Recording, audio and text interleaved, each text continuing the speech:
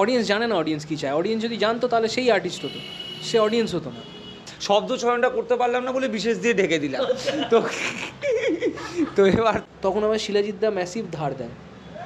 শিলুদা আমাকে ওই জায়গাটাতে এমন হেল্প করে দিয়েছে যে আমি শিলাজিৎদার ডাকলেই যাব। এতে বাবা মা ঘনিষ্ঠ হচ্ছে বা চুমু খাবে একজন আরেকজনকে, একটা বিপজ্জনক ব্যাপার। বাচ্চা দেখতেই পাবে না, বাচ্চা যেন দেখতে না পায়, এটা বাচ্চা বিগড়ে যাবে। কিন্তু বাচ্চা দেখছে বাবা মাকে ঠেঙাচ্ছে।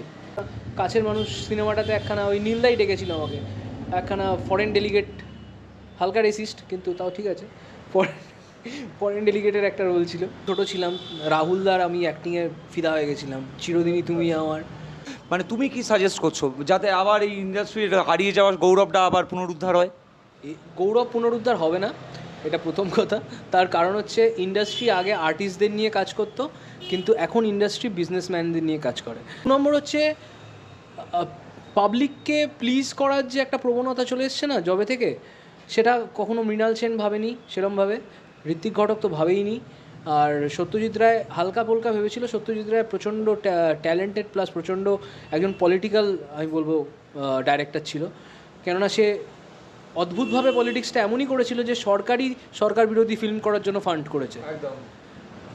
এটা বিশাল ক্যালি একটা লোকের, এটা করতে পারা বা এটা করাতে পারা। যারা বুঝেছে যে আমার দ্বারা অ্যাক্টিং হবে না, তারা পলিটিক্সে চলে গেছে।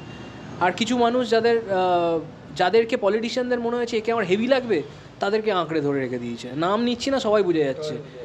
এবার না হলে না হবে, সমাজকে একবারে চেঞ্জ করা যাবে না, এটা একটা কনস্ট্যান্ট প্রসেস। আর আমরা এখন যেভাবে রিলস শর্টস আর যেভাবে মানুষের মেমোরিটা এত শর্ট হয়ে গেছে, তাতে বড় জিনিস বা ব্রড মাইন্ডেড জিনিস বা একটুখানি, যেমন আমি বলছি পন্থাটা এটাই করতে হবে।